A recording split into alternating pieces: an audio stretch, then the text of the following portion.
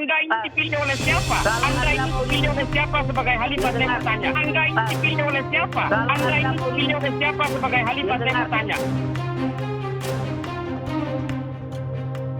Iya, intinya khilafah itu nggak boleh di Indonesia. Indonesia ini sudah sepakat untuk negara-negara kesatuan Republik Indonesia. Tidak boleh lagi ada bentuk negara tunggal. Soalnya Anda hari ini menyatakan sebagai Khalifah, lalu Anda kemudian bisa menarik infak dari orang, lalu Anda seolah-olah membuat negara dalam negara. Bukankah Anda ini justru menjadi ajang perpecahan di sini? Anda telah membuat perpecahan sendiri dan menyatakan bahwa Anda ini khalifahnya. Sekarang persoalannya Anda ini dipilih oleh siapa? Anda ini dipilih oleh siapa sebagai khalifah? Saya bertanya. Ini yang tidak dipahami orang, maka di dunia ini nggak ada negara yang punya sovereign kecuali Indonesia. Pancasila nilai 45 mempersatukan umat manusia. Muslim dan non muslim, bukan hanya orang muslim. Nah ini belum dimengerti oleh orang seluruh dunia, termasuk negara nggak paham karena terpengaruh dengan pemikiran khilafah berebut negara. Nah itu. Bahwa negara NKRI adalah negara daulah yang berasaskan Pancasila. Maka selain dari itu, maka apa yang telah disepakati bahwa hukum yang ada di Indonesia selain dari itu adalah tidak diperbolehkan.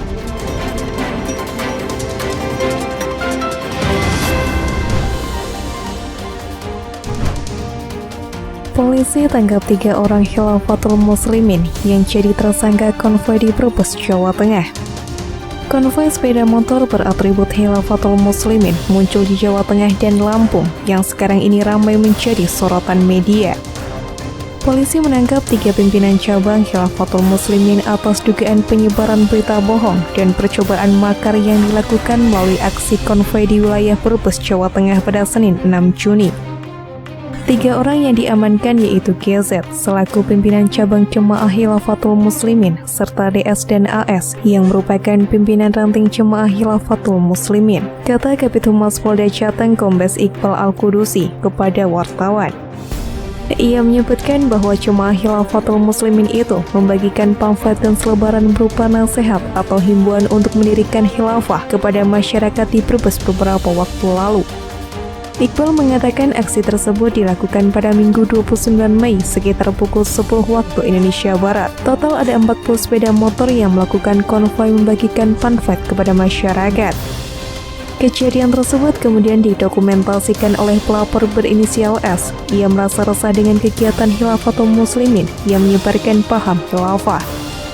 Polisi pun lantas melakukan penyelidikan dan pendalaman terkait perkara tersebut. Menurut Iqbal, pihaknya sudah memeriksa sejumlah saksi hingga ahli. Sebanyak 14 saksi telah dimintai keterangan, termasuk diantaranya saksi ahli bahasa, ahli agama, ahli sosiologi, ahli hukum pidana. Polisi juga memeriksa saksi dari MUI, Kemenak dan Kasbang Polinmas. Hasilnya 3 orang yang dianggap bertanggung jawab atas aksi tersebut diamankan petugas dan ditetapkan sebagai tersangka. Jelasnya, polisi masih melakukan upaya penyelidikan terkait kemungkinan kasus serupa di sejumlah daerah lain di Jawa Tengah. Untuk kasus serupa di daerah lain saat ini masih dalam penyelidikan petugas kepolisian.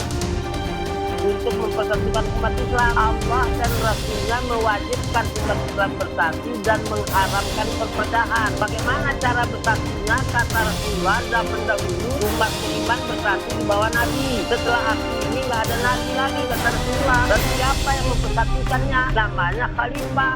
Sejarahnya ribuan tahun. Lalu kita tinggalkan. Ini masalahnya dosa, bukan menentang negara. Apa kalau orang sholat itu tidak perlu lagi? Karena tidak ada apa-apa dengan negara sholat. Mau sholat, udah sholat kan sama aja. Berapa sholat? Ya karena takut dosa. Jangan kita berpikir seperti orang kafir, tidak perlu takut dosa. Bahkan ada satu wajib masa nggak ada cara tidur aja ada cara tidak boleh berubah. Saya tanya kepada Pak Abdul Qadir Baraja.